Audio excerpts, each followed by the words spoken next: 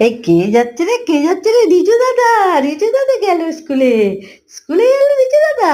হ্যাঁ, এই রিজু দাদা, আমাকে নিয়ে যাবি রে? ওই দেখো, ওই দেখো, ওই দেখো, রিজু দাদা স্কুলে চলে গেল। তো বলো, আমাকে নিয়ে যাবি রে? আমাকে স্কুলে নিয়ে যাবি, আমি পড়াশোনা করব। বই খাতা কামড়ে কামড়ে ছিঁড়ে দেবো, কামড়ে কামড়ে ছিঁড়ে দেবো।